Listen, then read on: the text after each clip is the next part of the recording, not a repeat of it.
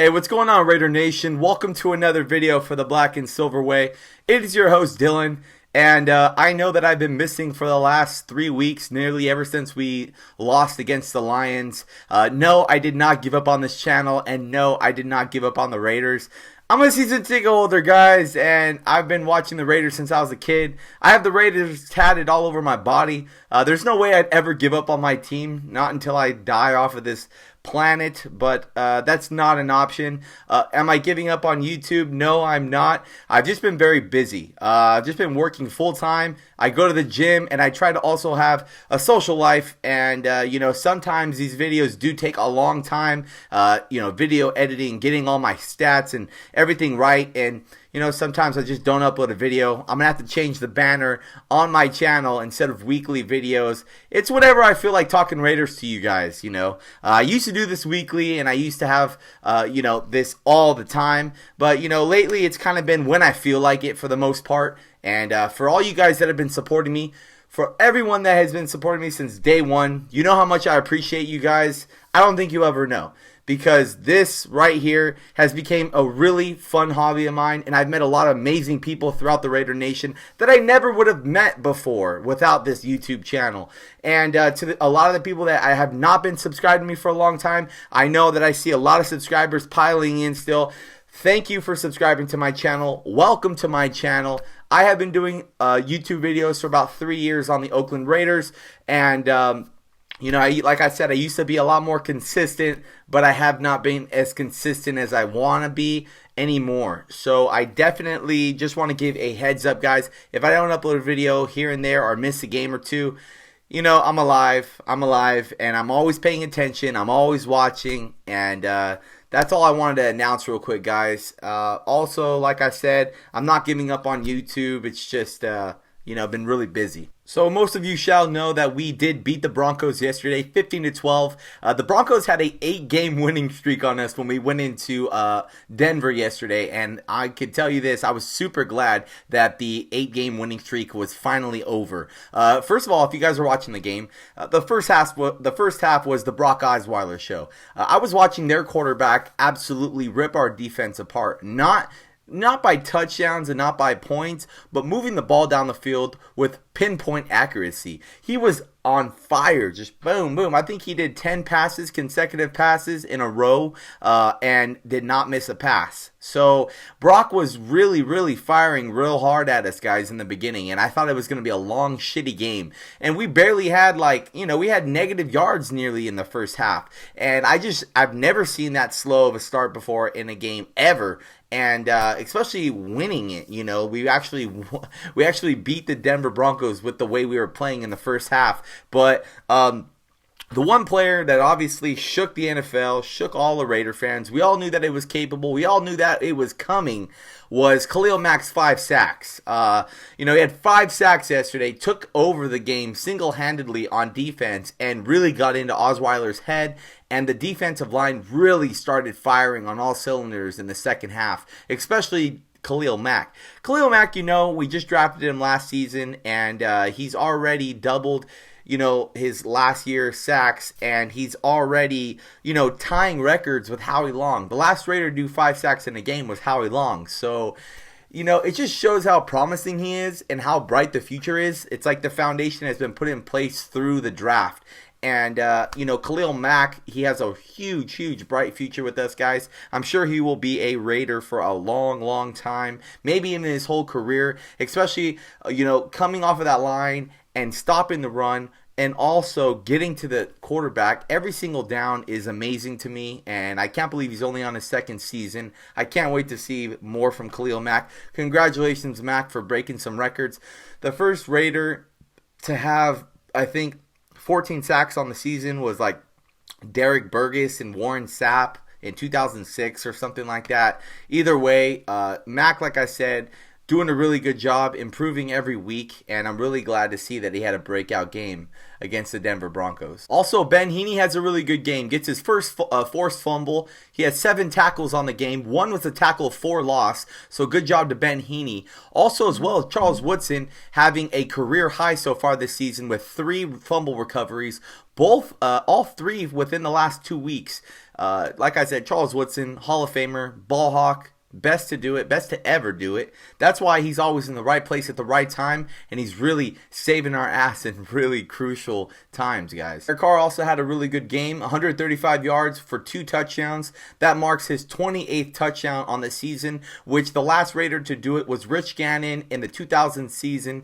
He's surpassed that, and also that is the 4th most in a season in our franchise history that a quarterback has thrown 28 touchdowns. It's looking real bright for Derek Carr. We already all know this. He is the future of our team. 3,200 yards is basically what he had last season, and he also has surpassed that, and he is the 4th quarterback in NFL history with 20 touchdown passes and 3,200 passing yards in each of his first 2 seasons. The only other 3 quarterbacks that have done that is Andy Dalton, Andrew Luck, and Peyton Manning.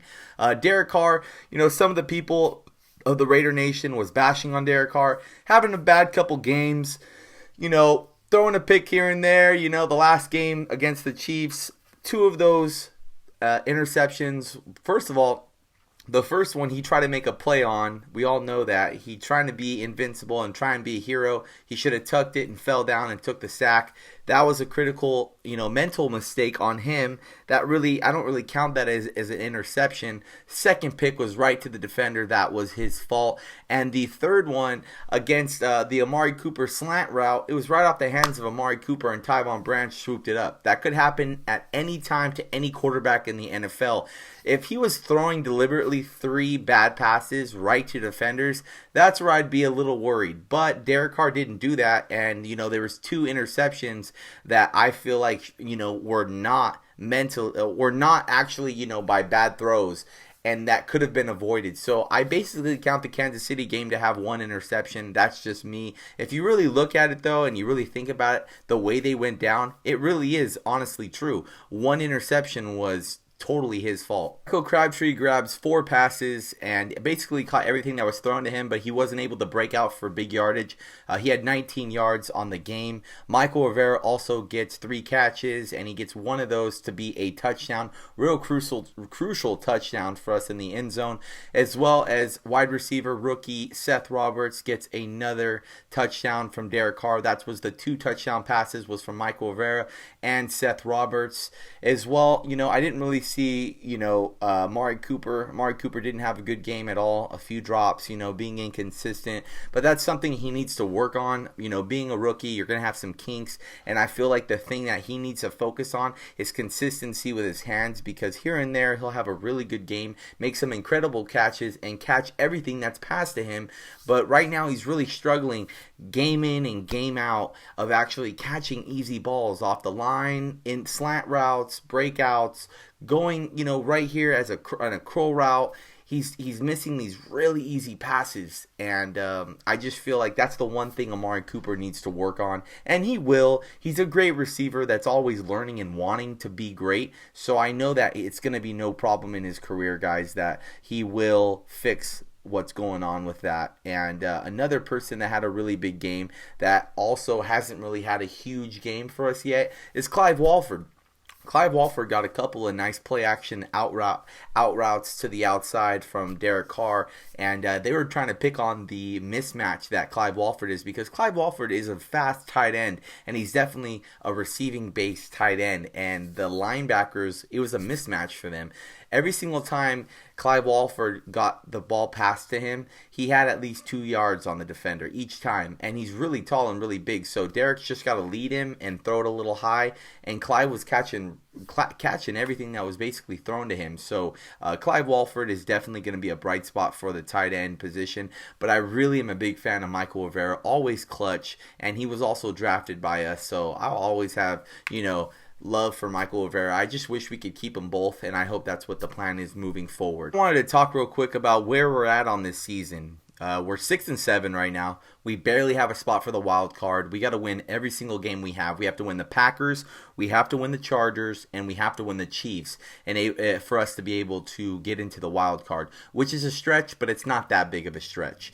The Packers, they're inconsistent, but right now they have a lot of momentum. They just beat up on Dallas yesterday, 7-28, I think, and the game before that, everybody saw the game where he threw the Hail Mary against the Lions and ended the Lions streak and was able to get a win right at the end. So, like I said, they have a lot of momentum. They don't have Jordy Nelson, and I think that's what really threw off the Packers this year because people were starting to see them lose. I think they went on a 2 or 3 game losing streak, and it did not look like the Packers at all. But like I said, they're a really strong team regardless.